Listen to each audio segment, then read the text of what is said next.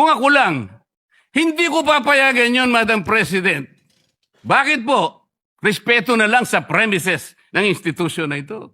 Oh, gawin niyo ang gusto niyong gawin. Huwag dito. Nakikiusap ako, utang na loob. Huwag dito. Ipakita mo sa akin, Tarot, reshuffle kita, kung ano talaga ang nakikita mo na update sa ating Ferdinand Bongbong Marcos Jr. Ito po ay isang tao, ayan, na napapalibutan ng lahat ng batas. Batas po ito. So, presidente, ayon po dito sa Tarot, napakadami pang darating na pagsubok sa ating presidente. At itong pagsubok na ito ay susubok sa katatagan ng kanyang pamilya rin. Dahil masasangkot po ang ating presidente sa pagkatao, sa pag-question ng kanyang pagkatao. Ayan po. Ito ay isang question o question sa kanyang pagkatao bilang isang Marcos. Lalalim ng lalalim po ang mga, again po, ito'y tarot lang. Ang tarot ay isang guide. So ito po ay isang revelasyon kung saan maku-question po ang tunay na pagkatao ng ating presidente. Yun po ay ayon sa tarot. Dadating po ito, sasabay po ito sa mga aligasyon na kanyang kinakaharap ngayon. Lalo na po sa mga lulutang na ebidensya. May mga parating pong ebidensya nagpo-point out sa ating presidente at magko-question sa kanyang pagkatao at sa kanyang sinseridad sa gobyerno. Ako, dapat niyang paghandaan ito. Kasi ito ay lihitimong. Ito po ito again, natatakot man ako na magsabi ng totoo pero kailangan kong sabihin ang sabi ng tarot.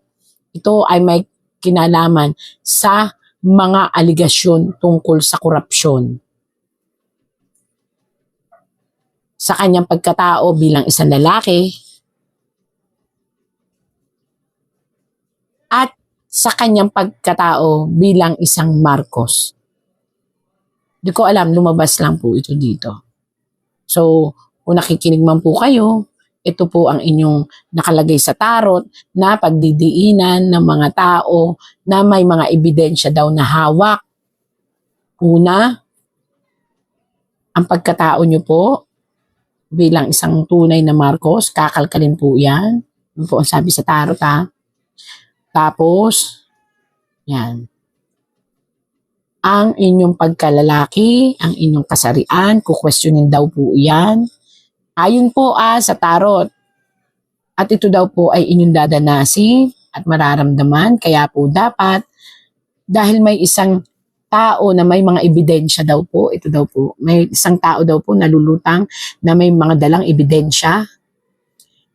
At ito daw po ay napakadami. Kaya ingat po kayo sa inyong pagsasalita, maging mahinahon, at sagutin na lang kung ano ang mga itatanong upang hindi na po humaba pa ang revelasyon. Again, mag-ingat. Bakit po sinabi kong mag-ingat? Hindi ito usapin ng health. Mayroon pong lulutang na isang video o isang sitwasyon kung saan po maaaring magkaroon kayo ng distraction na pamilya. Hindi ko po alam ito po yung video, ayan po. Kaya ako sinabing video, ayan po. Yun po, yun. May yun. Tapos may cup. So, ingatan pong mabuti.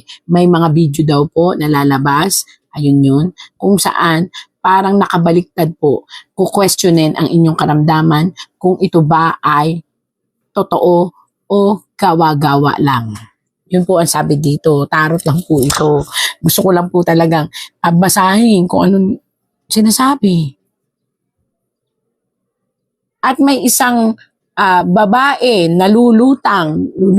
Hindi po ito Vice President. Iba po ito. Ito hindi po konektado sa politika. Ito'y isang babae na lulutang kung saan may hawak daw po siyang ebidensya.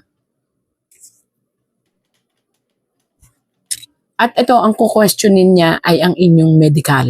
Medical. Ko alam, bakit ngayon? Na papalabasin dito, ayan, para ako nagbabasa, papalabasin dito na itong hawak ninyong medical ay nakabaliktad.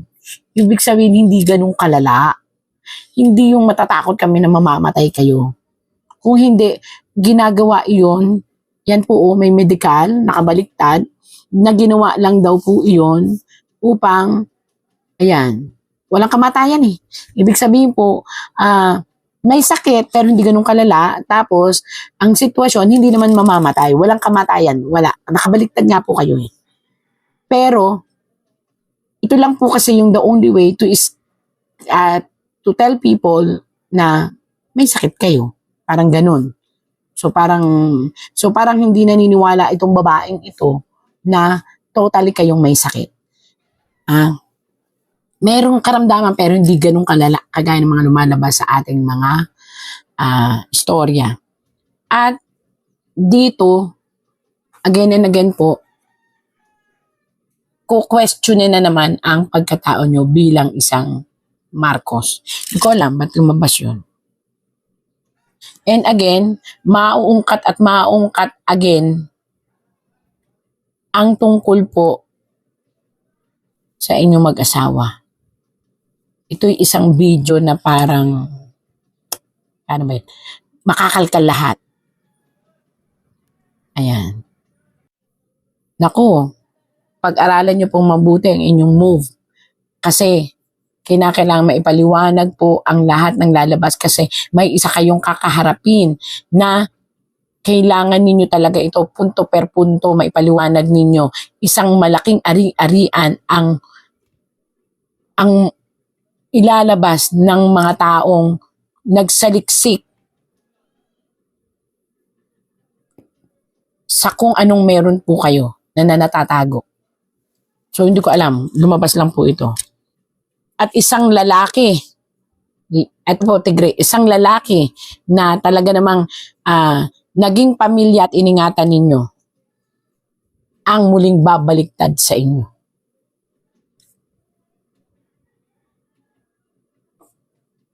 Sa panahon na ito, dawit-dawit pati anak. Again po noon, sinabi ko sa tarot na may babaliktad, di ba? Nangyari naman po. Ngayon po, may panibagong babaliktad sa inyo. Isang itinuring yung pamilya at ito ay lalaki. Kaya maghanda po kayo sa napakaraming aligasyon na buslo-buslong problema ang darating po na kinakailangan ninyong masagot. Magdadatingan din po, ito nakita ninyo, distraction po ito, is dalawang grupo ang magsasanib puwersa upang gibain ang inyong upuan. Hindi ko po alam kung sino po ito. Dalawang tao, ayan, dalawang malalaking asul at pula ang magsasanib puwersa. Talagang gagawain nila ang isang napakalaking grupo para at ano po ito distraction o pagkagiba, maaring mag-isip sila na gumawa ng isang malaking action na kung saan maaapektuhan bukod po sa mga impeachment bukod po to sa impeachment, maaring maapektuhan ang pamumuno ninyo at maaaring mag-collapse ang Kastilyo bago magbotohan ng 2028. Again and again, wala po akong nakikitang kamatayan tungkol sa karamdaman po. Pero nakikita ko rito ang isang matinding pag-iisip upang makalayo. Ayan po. Pero iniisip pa lang po ito upang lumayo. Kung ano man po yun ay hindi ko alam kung saan at bakit. Ayan. Depression ang nakikita ko po. Sobrang depression ang nakikita kong parating. Hindi po yung sakit na kumakalat ngayon, kundi depression ang parating. Nagigiba sa inyong emosyon, mentalidad at katawan. Yun po.